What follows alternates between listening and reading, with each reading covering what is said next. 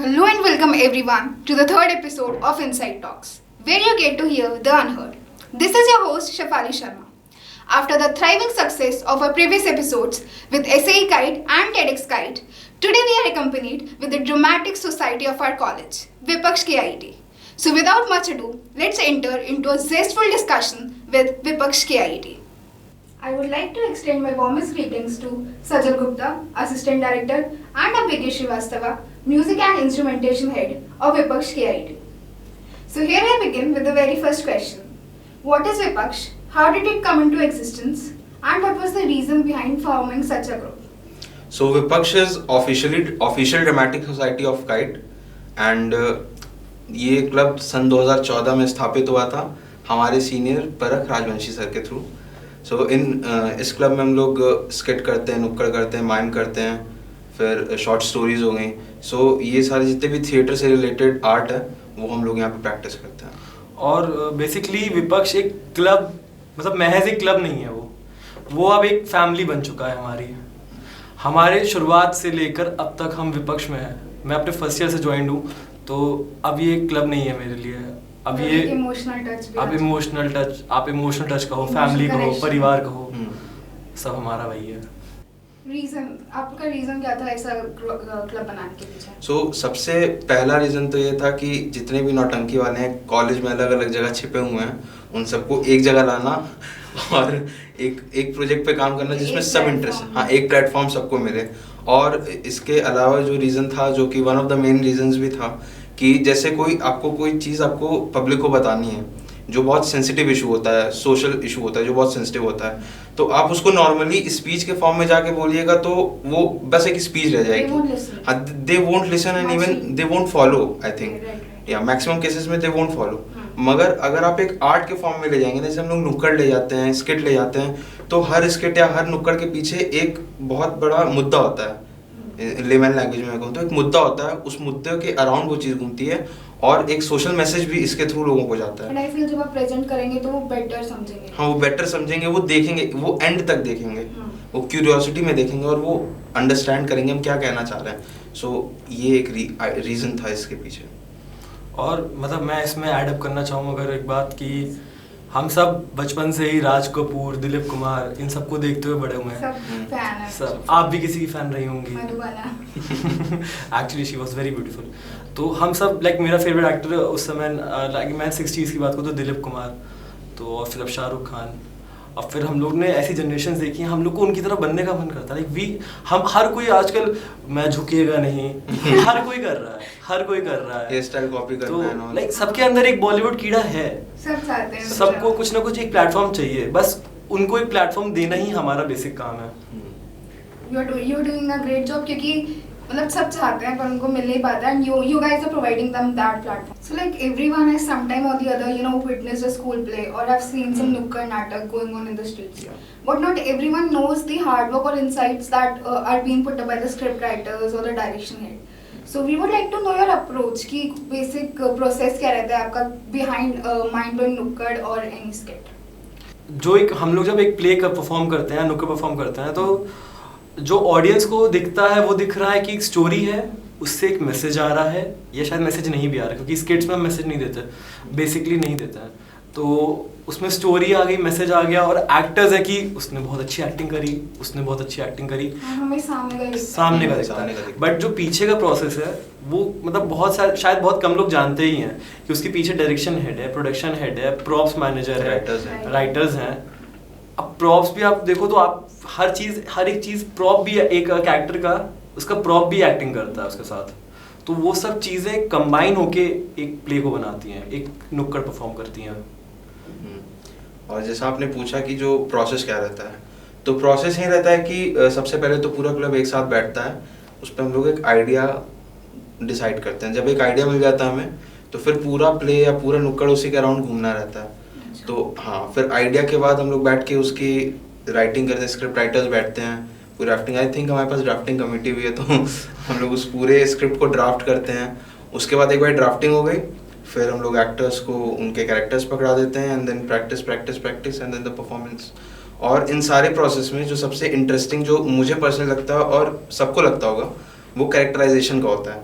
कि जब कोई स्किट चले, क्योंकि एकदम ओपन हुआ, एक स्किट आपने बनाई, एक पूरी स्टोरी लाइन आपने बनाई, और आप उसमें जितने कैरेक्टर्स डालना चाहो डाल सकते हो, और वो कैरेक्टर को जन्म देना ही बहुत इंटरेस्टिंग वो फैक्टर रहता है प्रोडक्शन का, क्योंकि वो आपका थॉट है, वो कहीं रियलिटी में नहीं है, और उसको आप चाहे वो इल्यूजन हो, चाहे वो किसी भी टाइप का हो सकता है, फिर वो आप जब स्टेज पे देखते हो उस कैरेक्टर को प्ले करते हुए तो बहुत अच्छा भी लगता है। जो आप सोच रहे हैं वो हाँ, हो रहा है। जो आप सोच रहे हैं वो आपको सामने दिख रहा होता है, वो तो बहुत बहुत मजा आता है इसमें। सीरियसली आई फील कि बहुत इंट्रिगिंग और बहुत रिगरस प्रोसेस भी है, कि हाँ। कितनी मेहनत भी पीछे रहती है।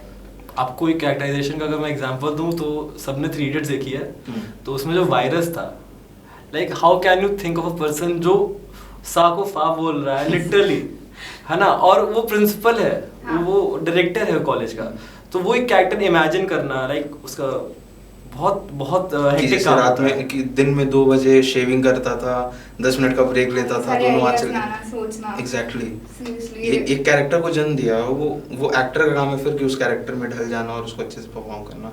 और जब हम लोग ये कोई मुद्दा जैसे हम लोग उठाते हैं, कोई भी टॉपिक रहता है, तो उस पर हम लोग ये नहीं करते हैं कि एंड तक, मतलब हम लोग कई बार बीच में छोड़ भी देते हैं उस चीज़ को, कि वो फिर ऑडियंस पे जाए, कि ऑडियंस उस पर अपना प्रोसेस, they have हाँ, to interpret कि- दे हैव टू इंटरप्रेट कि क्या आया इसका। Okay. ये बेसिकली स्किट में हम लोग करते हैं। अंधाधुन में जो एंड सीन हाँ, एग्जैक्टली।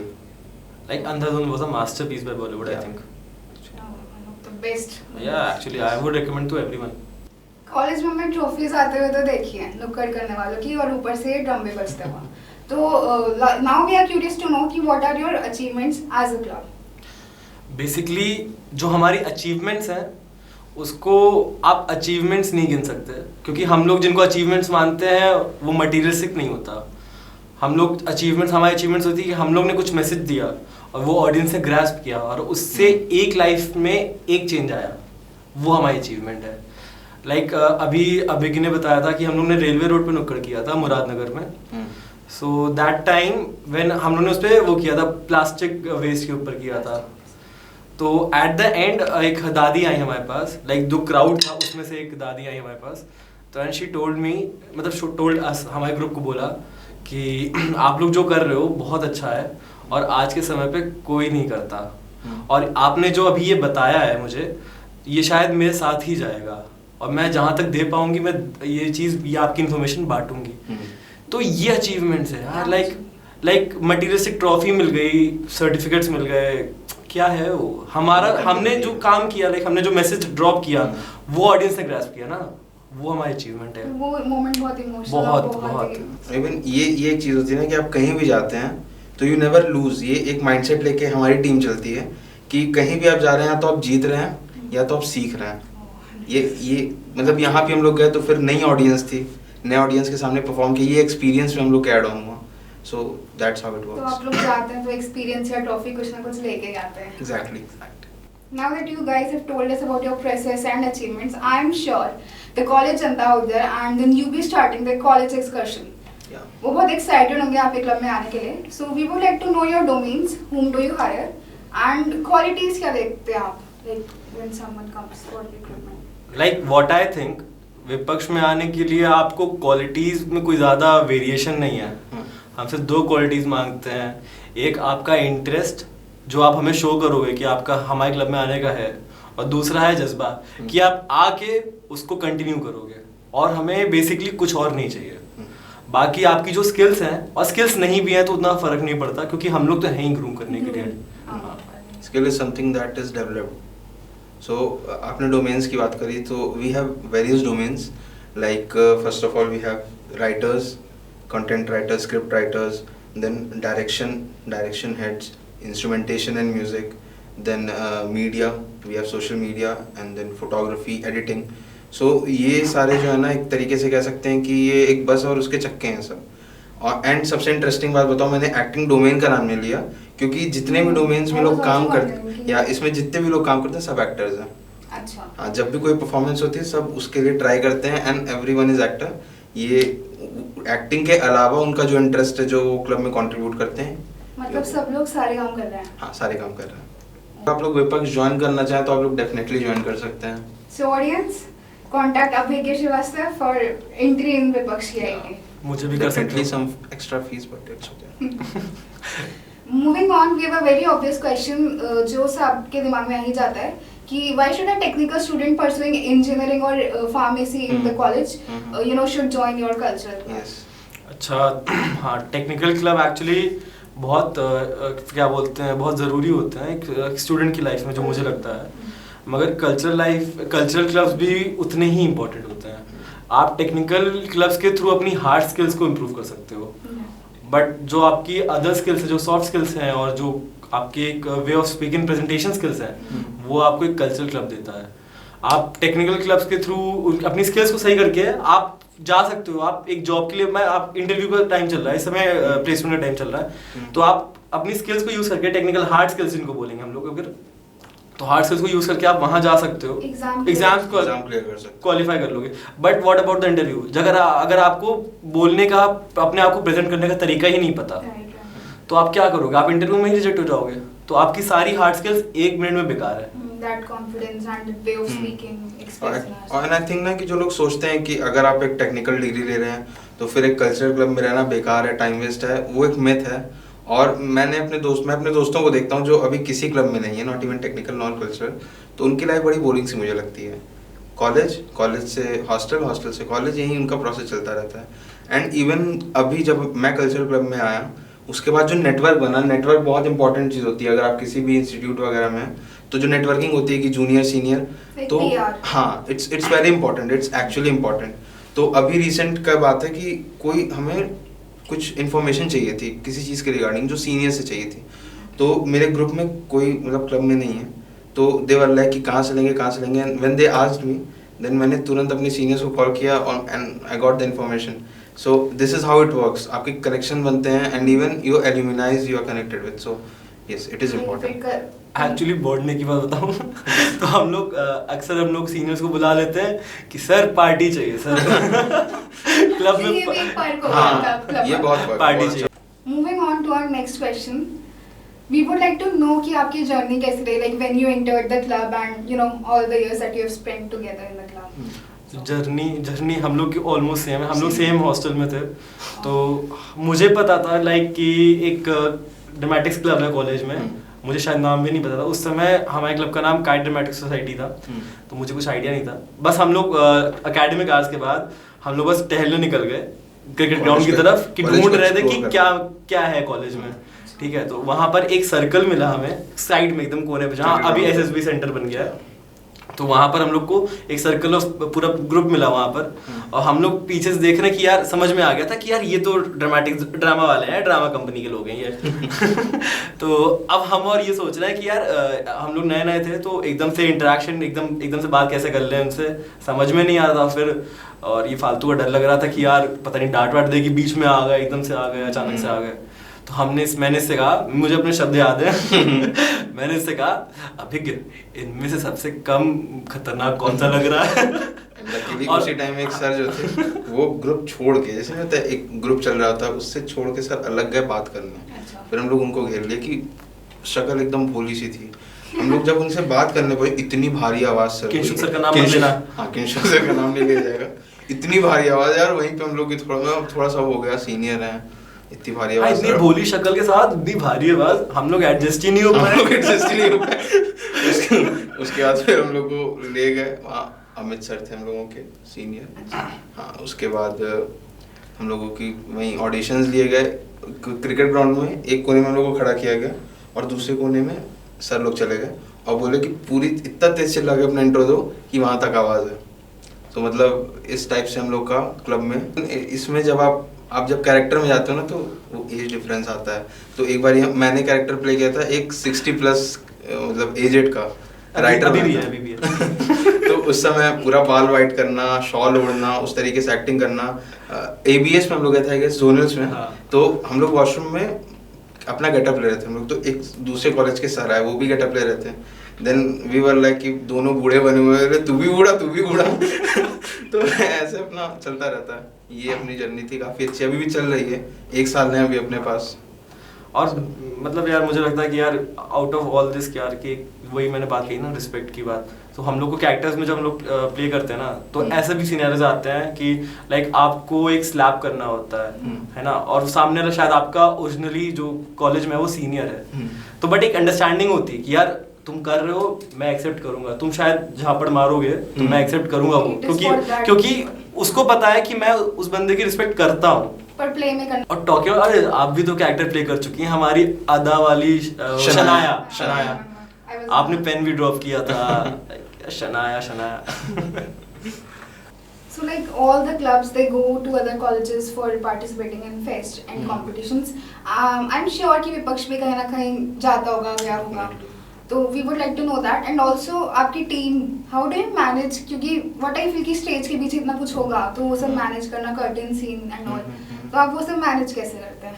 देखिए इसके लिए तो बीड़े बनना पड़ता है आपको एक पूरे क्या कह रहे हो, एक में सेक्रेटरी या एग्जैक्टली एक में सेक्रेटरी, क्योंकि एक सोसाइटी को लेके चलना, एक क्लब को लेके चलना is really a challenging job. So वो सारे बच्चे मतलब अंडरस्टैंडिंग भी होते हैं सभी कि थोड़ा सा सपोर्ट कर देते हैं, और ये सब प्रैक्टिस और ये सब स्ट्रिक्टनेस तब तक रहती है जब तक आपका परफॉर्मेंस होने जाता है। Once the performance is done हम भी इंजॉय करते हैं साथ में, and that's how we go in the colleges, different colleges.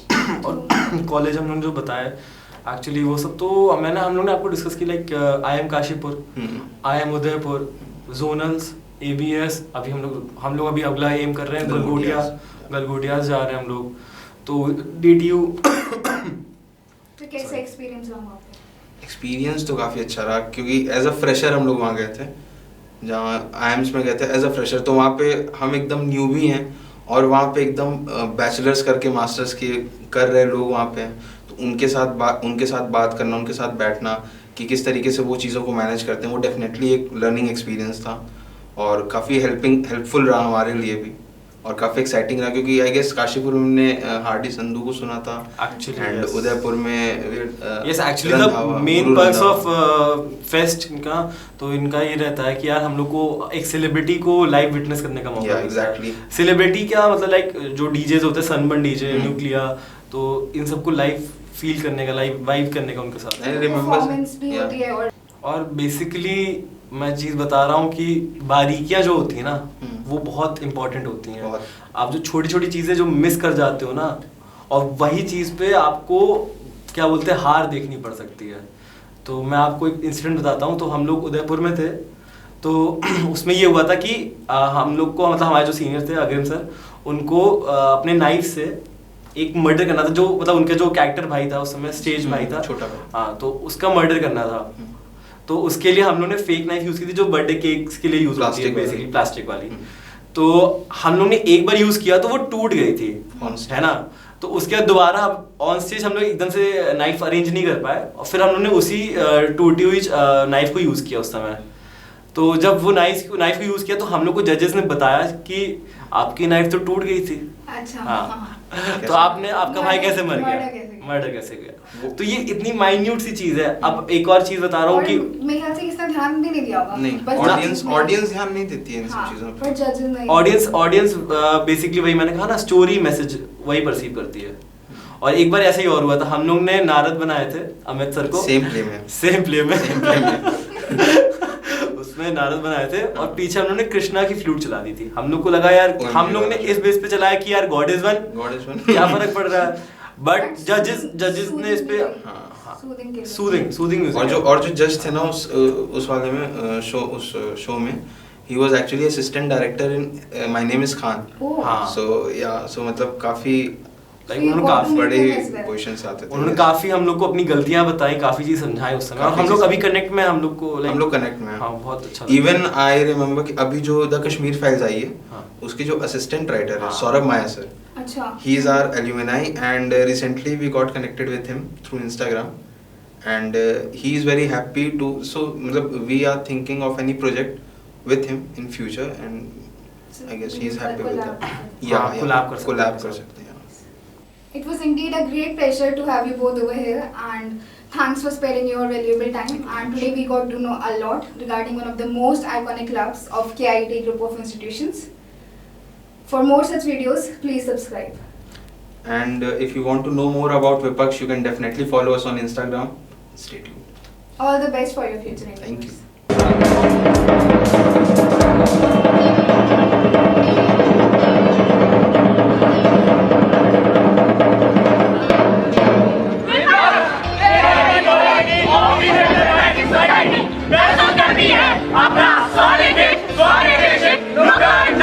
को जाती है, इस बार नुक्कड़ बोलना है।